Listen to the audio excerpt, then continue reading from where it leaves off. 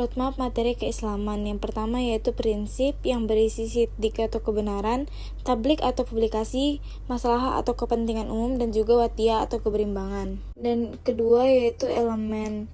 Elemen ini berisi yang pertama yaitu kewajiban utama yaitu kebenaran, dan yang kedua loyalitas utama yaitu warga, dan yang ketiga itu intisar atau verifikasi, dan yang keempat menyediakan forum publik, kelima menjaga independensi, keenam monitor kekuasaan, dan yang ketujuh yaitu untuk menarik dan relevan.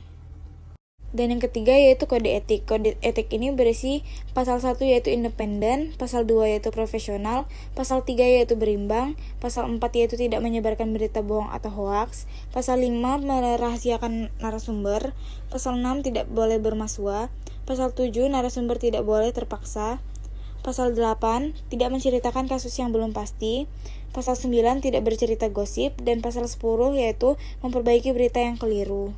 Selanjutnya ada materi kemuhammadiyahan, yaitu yang pertama tentang pemahaman dasar. Muhammadiyah berdiri pada tahun 1912 di Yogyakarta oleh Kiai Haji Muhammad Dahlan.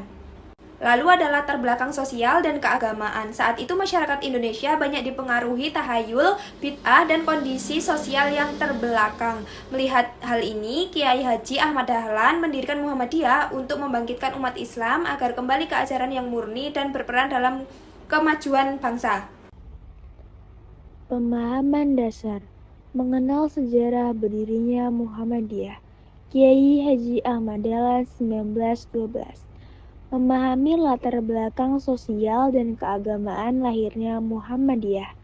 Mengetahui visi, misi, dan tujuan Muhammadiyah. Memahami konsep Islam berkemajuan. Pada kesempatan ini saya akan menyampaikan materi tentang ideologi dan nilai Muhammadiyah. Hal pertama yang perlu dipahami adalah matan keyakinan dan cita-cita hidup Muhammadiyah atau MKCH.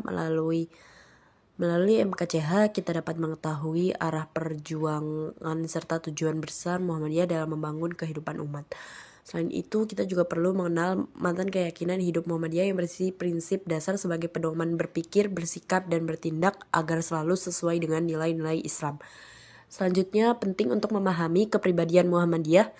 Kepribadian ini menekankan sikap sederhana, ikhlas, beramal nyata, serta berdakwah amal ma'ruf nahi mungkar.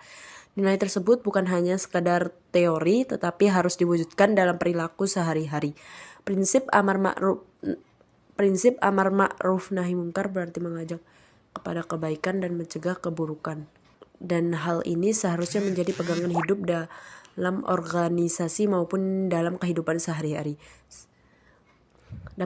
Dapat disimpulkan bahwa ideologi dan nilai Muhammadiyah bukan hanya untuk diketahui, tetapi juga untuk diamalkan dengan memahami MKCH.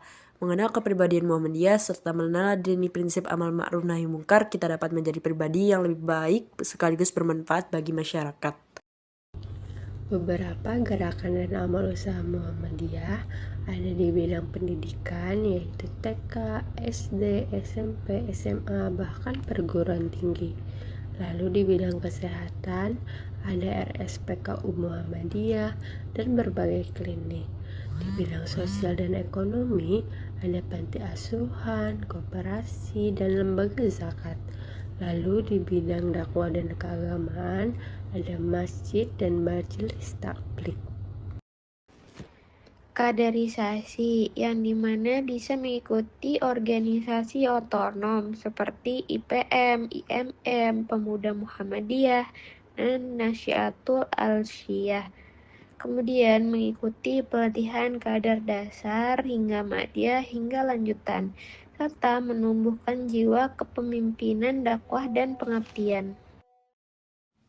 Implementasi dan amal nyata. Yang pertama, mengamalkan nilai-nilai Islam berkemajuan dalam kehidupan pribadi. Yang kedua, aktif di masyarakat seperti gotong royong, pendidikan, kesehatan, dakwah spesial. Yang ketiga, berkontribusi di amal usaha Muhammadiyah sesuai bidang keahlian. Yang keenam itu ada penguatan dan kontribusi global. Nah, di dalam penguatan dan kontribusi global ini terdapat 3 poin, yaitu untuk poin yang pertama, mendorong riset dan inovasi dalam pendidikan, kesehatan, dan juga teknologi.